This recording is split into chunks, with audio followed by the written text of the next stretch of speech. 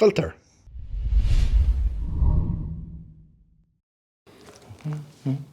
Got a massive packet of crisps. He's in a happy place now. They are. The thing is though, right, I've just opened these. Seriously. Yeah. I think a strongly worded letter is in order. They're not really a sharing bag, are they? If, you know, I mean... No. Well, what we are sharing is crinkly noises with all the viewers. Belly end. We're putting fuel in the car, right? Because I need a milestone, and by rights, there's nothing stopping this car from running. So, yeah, this may or may not have leaked all over the Volvo. Yeah, the seal on that is not great. Driving along, why does it smell so bad? It's a strong smell of petrol in this diesel vehicle. Oh wait, because it's just leaking all over the beige carpet. It's working now. Maybe put a wee bit in and then just see if it's pouring out the bottom or not. Well, if it's pouring out the bottom, it's your welds, it's the problem. I welded the top. Yeah, you did, didn't you? Right, there's an amount, right? Yes, there is. Where from? From under the car. Fuck's sake. Right, dripping from the banger fuel filter. Brilliant. That's not a fuel injection one, is it? That's pre-pump though, isn't it? Yeah.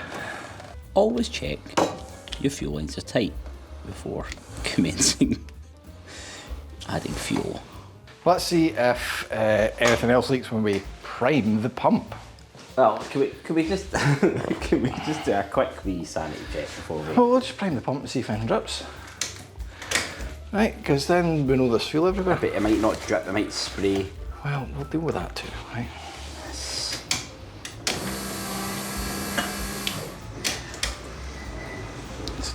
Can't hear him because the door's shutting. I heard fuel.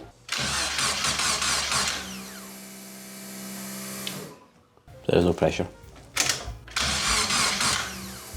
I don't know if I've actually got enough in to, you know, to actually pick up for the pump to pick up. Right. So we're adding more fuel. Well, we're not leaking now, are we? Well, that's true. Right. There's a good head of fuel in there now. Yeah. We might also have the pressure regulator might be all the way up. Yeah, it might need pressure regulating. Fuel pressure regulator. Yes, it's all the way out, so the chances are there is actually no. Right, we'll just try it now because we don't want to go too high and just blow the pipes off. Here, so hold that. Okay, I think we're still bypassing all. Great.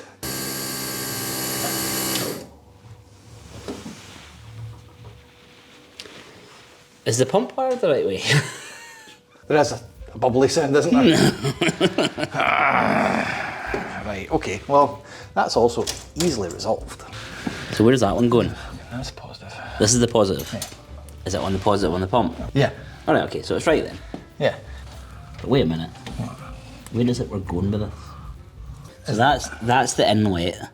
Yeah, and this is the out. Oh, hold on. Well, that's the inlet of a Bosch pump, is this side. Right, because that's the outlet. That's the wrong way. Okay. Well, that's good. Right, we're back. Let me just demonstrate the lack of paint now everywhere from all of the fuel leaks. Look at... Yeah. But I suppose we should probably clarify the reason that we end up with the fuel leaks wasn't really because the hoses were loose, it was because pressure. There's basically been like 100 bar of pressure. This guy is awful. So we've had it back to front, upside down, that out, that in. It makes no odds. Well, it did. It went from 8 bar down to 5. Yeah, so at the moment, here you go, you can demonstrate while I click the button. The lowest fuel pressure we can make this thing give is 5 bar.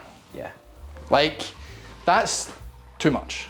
Like, I mean, there's nothing we can do to get it any lower. It was going off the scale before, which was That's the screw fully wound out. So what I think the issue is we've got quite small, not very high flow regulator plus monster big Bosch. Massive Bosch 44 pump. So the options you've got there is you basically go smaller pump, which is not...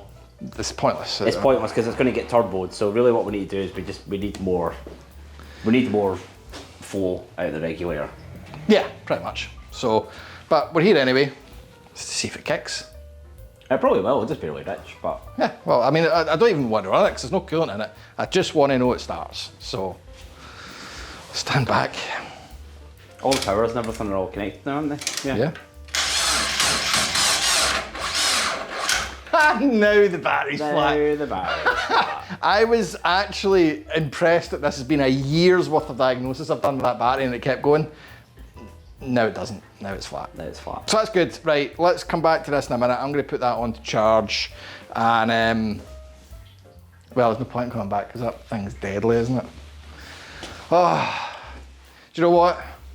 The fun. We don't have any more leaks, so that's Yeah, and the good thing is we know this will work, having the kind of semi-dead head kind of system will work. Because not only will it work, it'll work with 5 bars, so we've tested the arse clean out the fuel line. It's fine. We just need basically a regulator that's got way more flow through it than that. The kind of whatever the orifice size is in this for the piston must be tiny. This isn't actually even on the spring, and it's making 5 bar. Yeah, so there's nothing we can do to get that lower. We've tried pushing it all the way in because we're like, well, maybe it just worked backwards for some reason, and it was like that gave us like 9 bar. So, and we've now done it a few times as well before anyone says, well, maybe it just needs to cycle and bed it. Nah. And we know we've got fuel up to the rail, so just word of advice for anyone who's on eBay thinking, oh, Sundaily fuel pressure regulator, let's just buy a cheap one. Yeah, I've bought a cheap one to test it. It's terrible. Yeah, it doesn't work. Don't buy cheap. Just buy a decent one. So we'll go for a. Well, there's Turbo FSE.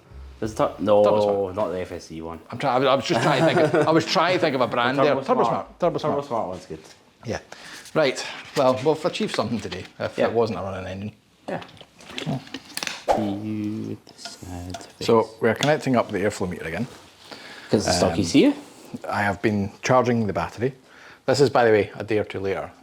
We have bought things. To clarify, we now have a proper fuel pressure regulator. The problem is, it's missing a bung because AEM don't give you bungs. So I thought, oh, I'll definitely need 2 AN to barb fittings. What it didn't say anywhere in the ad was it's a 3-port. We also have, for the sake of future reference, a Odyssey race battery, all 9 kilos of it, which is significantly lighter than this thing that I'm about to lift. But we're not going to use this today, because it's got screw top terminals and that's a whole loom thing that I don't want to get involved in. So having charged this, let's just see if it'll work. It might be a wee bit rich. It'll be rich. I just want to hear it kick. Yeah. If it kicks, we'll know we're good. There's still a wee bit of excessive fuel pressure. Let me get the keys to turn the car on. What a wonderful stage to be at. Please start. Good battery. Might need a wee tighten up there. There's some issues. For reasons. Oh, all my tools aren't here. Where are all my sockets, Daniel? Where's all my sockets? Next door. Next door for what reason? Because van. Because van.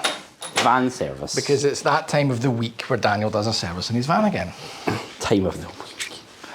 I just like to make sure that the oil is... Fairly sure we did this very recently. To make sure the oil's nice and clean.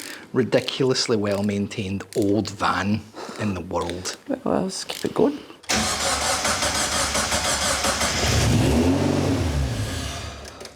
Ah, there it goes.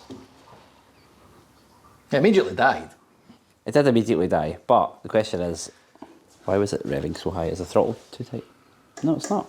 Have you? Yeah, I think there's probably still air in the fuel lines. Well, no, do you know what? It'll probably be because nothing's connected. It's just massive air leaks. I did say... The massive air leaks will probably not help. I did say I just wanted it to kick. Let's not get too anal about all this. Where's that meant to actually go? That goes into the airbox. It's part of the breather system. Right, well, let's see if we get a little more success now. Let's go. Try not to fall over. Try not to fall over.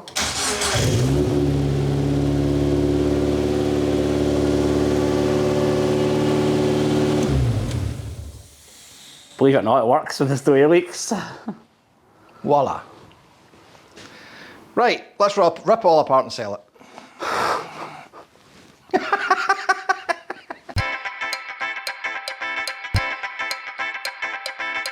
It is now time to fit an battery. So, I've had a wee bit of a think. I usually do this. This is probably why it takes so many episodes for things to come out in the low cost.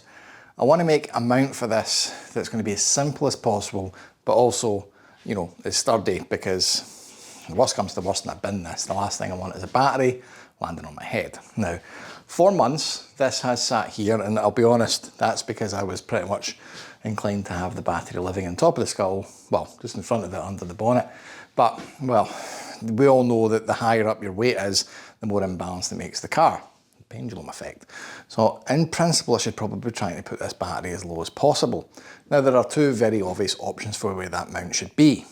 The first one isn't probably as obvious as you would think. A few months ago at a car show, I noticed a Locost Westfield type thing that had the battery mounted in a wee tray down here.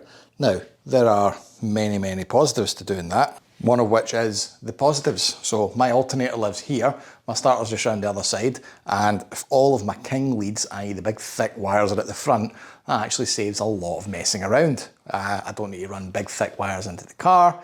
All we need to do is the switch lives in the fuse box. So that's got a lot of positives for it.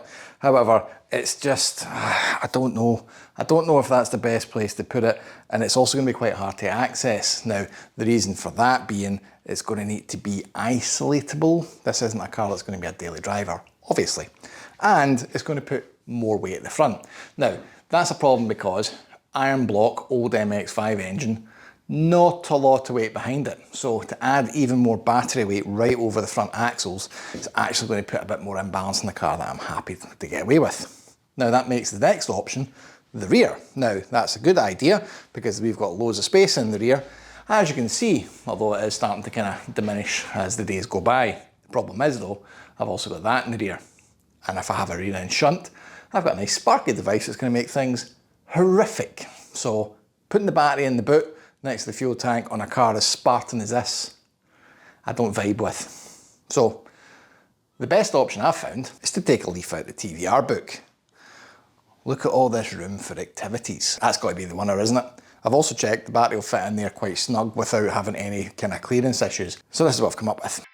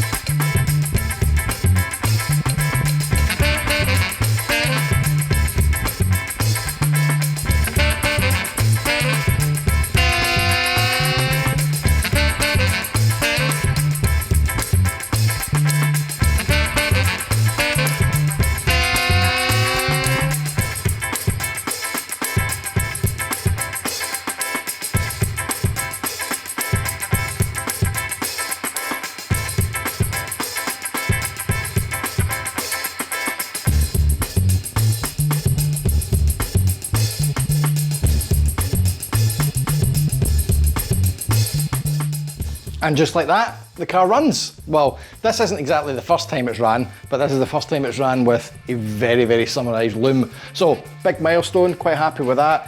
Obviously, still plenty to go, but, you know, progress. So, in the next episode, we're going to have a look at seats, harnesses, try and get them fitted because it's an easy win. And then obviously we need to tidy up the loom, and then we need to deal with this, and then get, you know, other stuff, and it's all in front of us like a wheelbarrow. Anyway, patreon.com/toolsandtrack, go have a look, go hit the button, get subscribed because it is definitely worth the value.